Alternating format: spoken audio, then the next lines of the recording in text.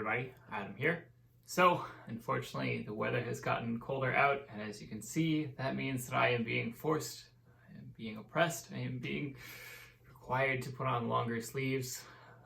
It is what it is. But today I wanted to talk over the topic of why there are no shortcuts to long-term success in fitness, or really any other discipline, like anything you're trying to get good at, but of course, just talking in particular about the very specific ways that this applies to fitness itself. There are certainly ways to work out smarter, there are certainly ways to save time, there are certainly ways to get a better return on investment for the time that you invest in this hobby, but at the end of the day, there is no magic pill and there's never going to be, and that's pretty much the reality of things. I wanted to dig into today why that is and why it's also so harmful to believe otherwise, why believing in magic pills can be very, very bad.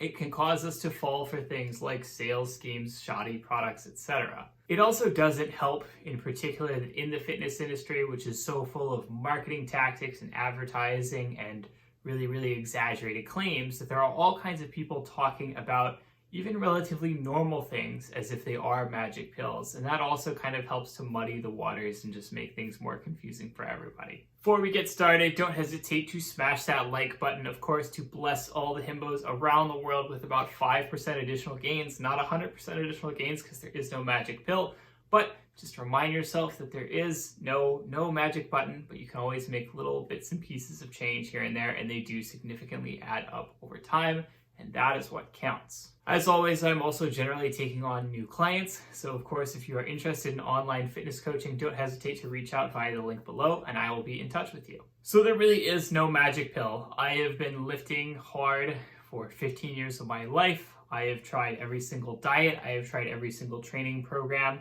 There is nothing that is going to make a huge 100% difference in your results. There are plenty of ways that you can train badly, and that's going to basically stop you from getting results entirely. But so long as you have a relatively good program, so long as you're following the right rules, you are going to slowly make progress towards your goals. The key word there is slowly. It takes time. It's something that adds up over time. There is no, suddenly you can jump from here to there. You can't skip over the ladder. Getting good at basically anything requires lots of practice and hard work. Obviously, we have this in the concept of the overly boiled down and simplistic 10,000 hours rule, which suggests that basically to be an expert at anything, you just have to put in 10,000 hours of practice. That's not necessarily true. Basically, they did further studies on that sort of thing, and they've realized that, for example, someone could put 10,000 hours into practice, but it's the wrong kind of practice. It's not actually going to get them results. And so as a result, they end up wasting a lot of time. Maybe it takes them significantly longer than 10,000 hours. Then, of course, you have certain things where, for example, if you spend 10,000 hours learning something like chess, it's a really stable set of rules. It doesn't change. So you can get a lot further than, say, spending 10,000 hours trying to master, something a lot more changing and complex. Like, for example, modern business or something like that. Things are changing all the time. And as a result, that means you have to unlearn things that have changed and become less useful. And so that's, potentially a lifelong journey. That's not necessarily just a 10,000 hours journey. But the reality is that very often we cause a lot of problems. A lot of problems come up when we try to compare ourselves with people who are in a very different stage in that journey than we are ourselves. So if you are comparing yourself to someone who's already put in the 10,000 hours, obviously they're going to be way further along in the journey than you are, no matter what. They've put in a lot more hard work, and that hard work is not as visible as basically just their outward appearance, the things that they can show off. When you go to your Instagram is just full of pictures of the most jacked guys in the world who've been lifting for 10 years or more, or whatever the case is. That's obviously a biased perspective. That's obviously not going to be a real, really unbiased look at what the general population can expect in terms of their training. And that's not necessarily something, of course, that you should believe that you can aspire to or that you can be, or that necessarily you can be in the short term. I've also talked a lot in the past about how we don't really get results from hard work. What people think of as hard work, basically, pushing it all the way, just grinding it out using every possible bit of energy, exhausting themselves, and, really pushing themselves to the point that it really leads to necessarily the breakdown of, their physical or mental health. That kind of stuff isn't good for you. In the long run, it causes more harm than good. It doesn't actually get you better results either. What does tend to get results is that instead you put in consistent, more moderate amounts of work over long periods of time, and then that adds up and you begin to adapt and you begin to build on that, and that becomes the baseline for future progress. This is quite literally true in fitness. You provide a stimulus on your body by working out. That stimulus, you could, push it really hard by making it the greatest possible stimulus by working out as hard as possible, but that's just one stimulus. Your body is going to adapt a little bit to that stimulus, and then over time, okay, now next time you can work out a little bit harder, and then the time after that you can work out a little bit harder, and the end result is that over time that slowly adds up and you are able to do a lot more than when you first started. But if, for example, you start out and you're trying to push yourself as if you're at the end of the journey when you're, of course, at the beginning of the journey, then you're just going to injure yourself. So, of course, it's not really actually about working out hard. It's basically just about finding an appropriate level of challenge and then consistently increasing that challenge little by little over time in a sustainable way. That's really all there is to it at the end of the day. And of course, this doesn't just apply to fitness. This applies to basically any skill that you are trying to learn. It could be learning a new instrument. It could be trying to, master, mathematics for your schoolwork, whatever the case is. Basically anything. What really matters is that you are consistently putting in the work to sort of, basically build up that skill over time, as opposed to, just trying to cram it all at once and then, basically just stressing yourself out and, not really getting the results. You don't get a university degree by basically, just spending a week reading through every single thing in your textbook and then, go, okay, I know it all now, I'm done. Like, no, you spend a bunch of time, you write papers, you complete assignments, you have discussions in class, you listen to lectures, and over time, that repetition is the process that basically ingrains that knowledge until it becomes more natural to you and becomes, something that really sticks in your long-term memory. That's exactly how it is with fitness or any other skill. You practice things regularly, they get ingrained, your body and your mind adapt to that, and then over time, you really do have that stuff, again, stuck in your long-term memory and sticking around for a long time. Whether, again, that's your sort of mental memory or your physical memory in the terms of, again, just like your body and your body adapting to things. Over time, you learn not just to be better at a particular skill, but you also learn how to get results faster and faster, which is to say that you learn how to train more efficiently. When you start out working out, for example, you simply don't know what to do. You go into the gym, you don't know what exercises to do, you don't know what works best for you, you don't know what rep range is, etc. And then over time, of course, you get more practice, you get more and more experience at the gym, and you find out what works for you. You develop a routine, you sort the good stuff from the bad stuff. You just get to a point where you have made something that works out really well for you and that you're able to continue advancing with. So why is it that we are obsessed with the concept of looking for a magic pill? Well, obviously the problem is that process is a long process. It takes a long period of time, and it also requires a certain amount of passion, because showing up day after day, day in, day out for 10,000 hours, if you were doing 2 hours a day, that means 5,000 days, which is basically going to be more than 10 years. And so practicing something for 10,000 hours, the really hard part is not necessarily that you have to really be pushing yourself really hard every single day. It's that you have to have the passion and the follow-up to continue doing that for an incredibly long period of time. And, of course, you can't predict the future. You can't plan that far ahead in the future very often. And so, you may not, really like something. Like, you may get 2 years into it and realize that it's just not for you and you decide to quit. Those are things that you don't necessarily have control over and you can't necessarily predict in advance. We are not going to be 100% motivated all the time. Like, our natural motivation goes up and down. And so sometimes you may, sort of commit to something when you are sort of more motivated, when you are more optimistic. And then later on you realize, I really didn't have the energy, I really didn't have the time to stick through this for a very long period of time. I don't know why I committed to that. When you are, again, feeling less motivated. Picking yourself up again every time you make a mistake, every time you fail, that's also difficult. It throws you off the track. Mistakes are very demotivating. They make it hard for you to want to keep going, especially when you feel in that very early stage like you're really bad at something, it's not really clicking for you yet, and so you're just kind of like, I don't like this, it's not working out for me, I must just suck at it. People simply don't like being bad at things. It's very humbling, especially if you're starting out, for example, when you are older.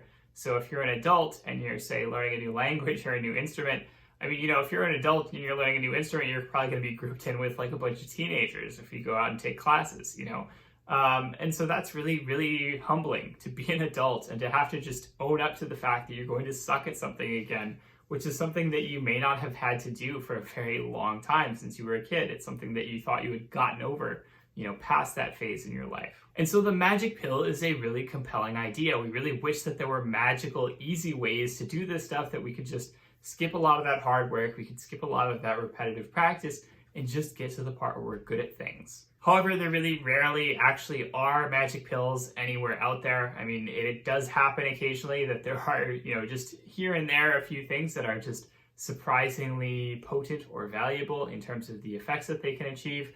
But for the most part, anything that you really want in life, you're going to have to work hard at it to a certain extent.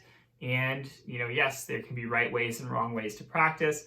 There can be ways where you waste a lot of time and ways that save you a lot of time if you kind of know the right and wrong methods in advance. But there's nothing that just instantly unlocks everything. It's not like I can be like, hey, here's the secret exercise. You do the secret exercise, suddenly, all your results fall into place. It's not how it works. Believing in magic pills or, magical thinking, that gets in the way of you putting in that regular practice, which should be the core of any self-improvement effort. When you believe in magic pills too much, you're spending time searching for those magic pills instead of just doing the work. And that means you're diverting valuable energy. You have a limited amount of energy, you have a limited amount of time that you are going to be alive on this planet, as much as it sucks to say. And so the end result is, you don't want to be wasting any of it. And ultimately, at the end of the day, searching around, hunting for the next big thing, the next magic pill, the next, secret breakthrough, that's going to be, for the most part, just a lot of wasted time. This takes on a very literal reality in the fitness industry, where, of course, the supplement industry exists to try and find and sell us magic pills. The supplements, there are plenty of supplements out there that have value, that work, that have concrete effects. There are many more supplements that are based on nothing but hype, bad science, and just basically making absurd, outrageous claims about how effective they are in order to get you to think that you need to purchase them in order to get results. You very rarely do. Supplements are basically one of the smallest percentages in terms of your results, and they are typically the most expensive one because it's something where you have to keep paying over and over again for a relatively expensive thing that you're going to consume regularly. Supplements will typically cost you more than a gym membership. They're typically going to cost you probably more than, food-wise than they should. And so as a result, they're just usually not worth it. The relative cost value is simply not worth it for most people unless you're really trying to be the best in the world and you're already, if you're already, 99% of the way there and you need that extra 1% from supplements to kind of differentiate you from everybody else who's already 99% of the way there, then yeah, they can be meaningful. But for the average person who's not 99% of the way there, they need to be really nailing down things like their habit, their routine, actually working out consistently, having a good workout program, sleeping well, eating well, and so on. Supplements are going to be a huge waste of your money. And of course, when you believe in magic pills and magical thinking in general, you become a target for those unscrupulous fitness influencer types who are going to try and sell you every product under the sun, who are going to try and sell you their own training services where they promise they can get you results faster or whatever the case is. And they're mostly just going to be trying to take advantage of you to make money and line their own pockets. This can, of course, simply lead to further disillusionment with the fitness industry, with fitness itself, with the whole process. It can make you burn out. It can negatively impact your impression of health and fitness in the long run, and as a result, cause you serious harm. And more importantly, I think that, as I mentioned in the beginning, there is this problem in which people are always trying to hype up things to be, the next big thing. And so they're kind of overstating the results that you get out of something. And so there are plenty of things out there that I would say, they might hype them up. They might act like this is the kind of thing that will unlock your genetic potential or unlock your, above your potential or whatever the case is. They might make huge claims and brag about how they're so effective. They're going to 2x your results, 10x your results, whatever the case is.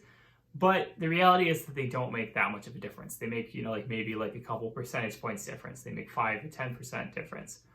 But at the same time, the problem there is that those numbers aren't meaningful. If you add up a bunch of things that make a few percentage point difference at once, they are going to add up to make a pretty significant difference in the long run.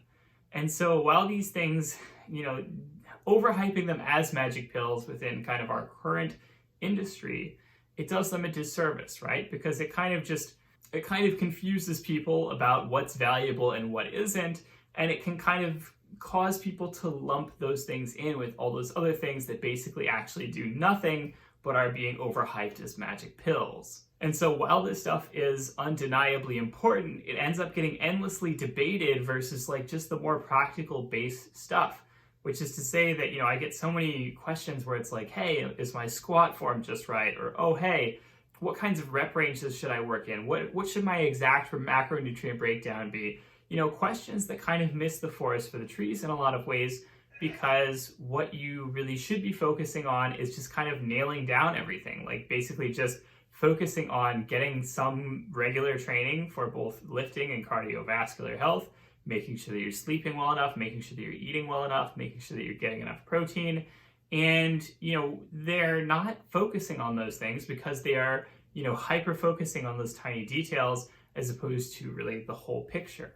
And that becomes, I think, another side effect of that magical pill thinking, is that people tend to hyper analyze individual parts of a wider program as if those individual parts are going to be way more important than they actually do end up being really at the end of the day. This is a problem with discourse. This is a problem with the way that we talk about things that, again, just adds up to a lot of wasted time, a lot of wasted energy, really diverts us from, again, sort of the thing that we should be focusing on, which is to say just, continuing to work out and seeing results. Now, at the end of the day, that's not necessarily a bad thing. Certainly a certain amount of discourse is good. If you are having regular arguments about, kind of what's best and what might be better in a certain situation, that does tend to raise the general level of knowledge. And of course, there are plenty of people who are asking these questions very innocently, and so they do deserve your respect and your help, because of course, at the end of the day, the general level of knowledge will be helped by, sharing information with these strangers who may have a lot of questions, who may be confused, who may have a lot of bad conflicting information in their heads from just years and years of being exposed to the wrong stuff on the internet. But at the same time, the important thing to keep in your head is that that should not detract or take away from the main factors. Like, that's something that you should be doing in your off time, That's not something where, I can tell you so many times, I've heard so many folks who argue so much on the internet about fitness, but at the end of the day, they're not actually nailing down their workouts. They're not actually sleeping as much as they should be, and so on. And so you don't want to be that kind of person. You don't want to let that discourse take over your life, more so than the actual practice that you should be doing. All in all, of course, just to summarize everything, magical thinking is not good. It's only going to distract from the reality of kind of the hard work, or not even really hard work, again, the consistent work that you need to be putting in over a long period of time in order to achieve results. You need to be finding ways to make your training stick, which is to say that you need to find it fun. You need to find it enjoyable. You need to focus on finding those ways that you can make it more exciting for you, as opposed to something that is basically just a slog that you try and get in all the time, and it just gets more and more boring, and you burn out, and you're constantly confused and trying to figure out why it seems like everybody else has the answers and you don't. And you need to focus on progressing on your own terms, learning every single day to make little tiny changes, little tiny improvements that will add up over a long period of time, as opposed to seeking out magic pills that are going to solve all of your problems. So I hope that this video has been useful to you this week. As always, if you like the video, do not hesitate to comment, subscribe, tell me what you want to see in future videos, like the video, share the video, etc. I will see you all next week. Have a good one.